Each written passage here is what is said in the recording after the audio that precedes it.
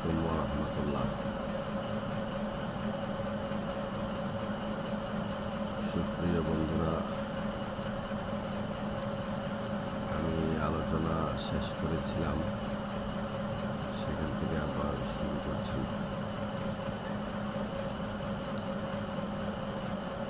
আমাদের সূত্র যেটা সেটা ঠিক রাখতে হবে সবসময়। পবিত্র কোরআনুল মাজিদ এবং পবিত্র আহলে বাইত, তারা আমাদেরকে যে উপদেশ নির্দেশ দিবেন সেগুলোই আমরা মানব, সেগুলোই আমরা গ্রহণ করব। আল্লাহ রাব্বুল আলামিন পবিত্র কোরআনে কি বলছেন?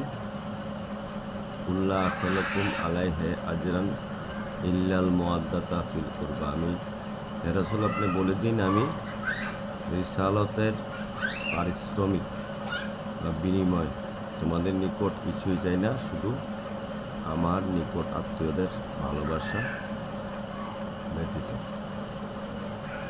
তো এই নিকটাত্মীয় কারা, সেটা যখন কোরআন আয়াতটা নাজিল হলো, সূরা শুরার 23 নম্বর আয়াত, তখন রাসূল পাক সাল্লাল্লাহু আলাইহি ওয়াসাল্লামের প্রিয় সাহাবীগণ প্রশ্ন করলেন যে, ইয়া রাসূলুল্লাহ, আপনার আহলে বাইত কারা, কাদের উপর আমাদের ভালোবাসা ফরজ করে দেওয়া হয়েছে? তো হযরত ইবনে আব্বাস রাদিয়াল্লাহু তাআলা আনহু থেকে রিওয়ায়াত করে আছে যে তিনি বলেছেন,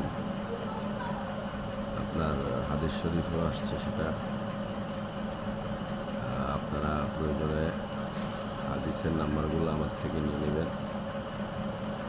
তো রাসূল পাক সাল্লাল্লাহু আলাইহি ওয়াসাল্লাম বললেন যে আলী, ফাতেমা, হাসান, হুসাইন, আর তিনি নিজে, অর্থাৎ এই পাঁচজনই হলেন পাক পাঞ্জাতন। এবং রাসূল পাক সাল্লাল্লাহু আলাইহি ওয়াসাল্লামের কাছে একটা ইয়েমেনি চাদর ছিল, তিনি সেটা উড়িয়ে দিলেন এবং বললেন, হাউলাইল খামসাতাল্লাযিনা হুম ফাতেমাতা আবুহা বানুহা ওয়া বানুহা। অর্থাৎ এখানে আমার কন্যা, কন্যার সন্তান এবং তার স্বামী রয়েছে,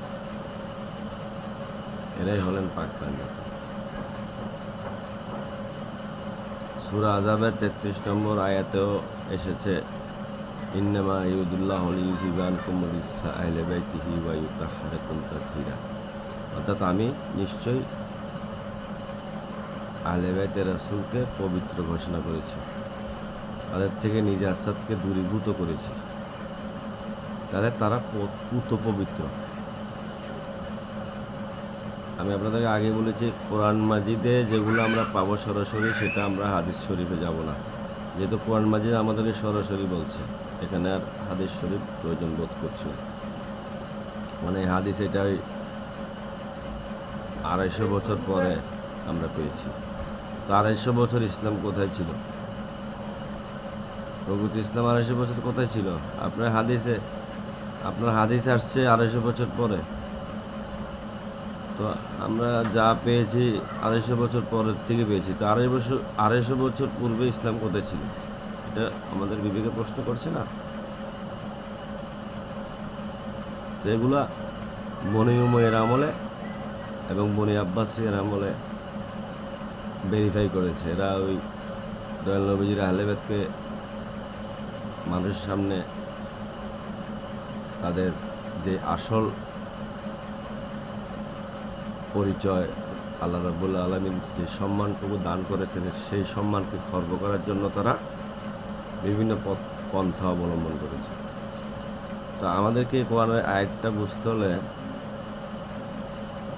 সবচেয়ে প্রথমে যে জিনিসটা, যে মুআদ্দাত, এখানে কিন্তু মহাব্বত বলা হয়নি, মুআদ্দাত বলা হয়েছে। তো মুআদ্দাত কি আর মহব্বত কি, এটা জানতে হবে। মহব্বতটা হলো যেটা কামনা, বাসনা।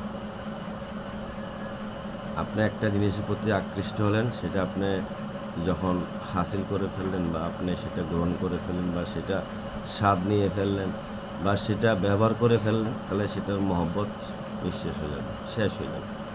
কিন্তু মুআদ্দাত এমন একটা জিনিস যেটা অপরিসীম, এটা কোনো সীমানা নেই, এটা আপনার মৃত্যুর আগ পর্যন্ত। এমনকি এটা আপনার হৃদয়ে এই ভালোবাসাটা নিয়ে হাউজে কাউসারে যাবে।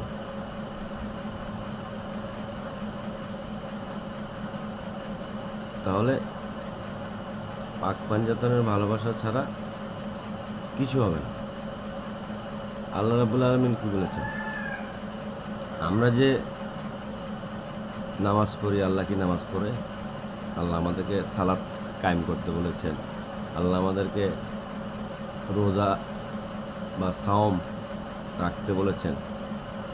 আল্লাহ রাব্বুল আলামিন আমাদেরকে হজ করতে বলেছেন। যখন আমরা হজের স্বাবলম্বী হব করার, তখন আমরা হজ করব। যাকাত স্বাবলম্বী হলে।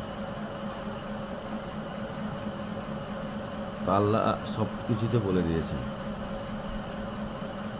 তাহলে আল্লাহ আমাদেরকে ইবাদত করতে বলছেন, অথচ নিজে করছেন না কেন? তিনি মাবুদ, আমরা আব্দ, আমরা তার বান্দা। তো বান্দা কোনোদিনও স্রষ্টা কোনোদিনও ইবাদত করে না, বান্দা ইবাদত করে। আমরা ইবাদত করলে আমাদেরই লাভ, আল্লাহর কোনো লাভ বা ক্ষতি নেই। কিন্তু আল্লাহ একটা সিস্টেম করেছেন, তিনি এই সৌন্দর্যটা দেখতে চান। তো আল্লাহ রাব্বুল আলামিন কিছুই করেন না, কিন্তু একটা কাজ করে। এটা একটা বিশাল ব্যাপার যে আল্লাহ রাব্বুল আলামিন বলছেন, ইন্নাল্লাহা ওয়া মালাইকাতুহু ইয়াসাল্লুনা আলান নবী ইয়া আইয়ুহাল্লাযিনা আমানু সাল্লু আলাইহি ওয়া সাল্লিমু তাসলিমা। নিশ্চয় আমি এবং আমার ফেরেশতারা আমার নবীর উপর দুরূদ পাঠ করে, তোমরাও পাঠ করো। তাহলে দেখেন, আল্লাহ কিছু করেন না, কিন্তু দুরূদ শরীফ পাঠ করে। অর্থাৎ রাসূল পাক সাল্লাল্লাহু আলাইহি ওয়াসাল্লামকে আল্লাহ রাব্বুল আলামিন কতটুকু ভালোবাসেন, আর রাসূল পাক সাল্লাল্লাহু আলাইহি ওয়াসাল্লাম তার আহলে বাইতকে কতটুকু ভালোবাসেন, এই জিনিসটা আমাদেরকে বুঝতে হবে। তারপরে আমরা আমাদের ইবাদতের স্বাদ পাবো। নাহলে ওই কী বলবো, আর আপনার একটা রুটিন, স্কুলে গেলেন আসলেন, প্রতিদিন প্রেজেন্ট স্যার, বার্ষিক পরীক্ষা দিলেন, উত্তীর্ণ তো হলেনই না, ফেল স্যার, ফেল হয়ে গেলেন। তো এই আবাদত করে তো লাভ নেই। তারপরে সূত্রে যদি ভুল হয় আবাদতের, সূত্রটা হলো কি, পাক পাঞ্জাতনকে মুআদ্দাত করতে হবে। অর্থাৎ আপনার যেভাবে উজু করে নামাজ পড়তে হয়, ঠিক সেভাবে প্রথমে আপনার রক্ত, আপনার ব্লাডকে পবিত্র করতে হবে। আপনার ব্লাড যদি পবিত্র না হয়, আপনার হৃদয় যদি পবিত্র না হয়, আপনার পরমাত্মা যদি পবিত্র না হয়, তাহলে আপনার কোনো ইবাদতে কাজে আসবে না। এটা একটা শুধু রুটিন, গেলেন আর আসলেন। অর্থাৎ আপনার সূত্র ভুল, a+b² সূত্র ভুল হলে আপনি 10 পাতা অঙ্ক লেখলেও ওই উত্তর মিলবে না। আপনার সূত্রই ভুল হয়ে গেলে তা আপনি ইবাদত হবে কেমন?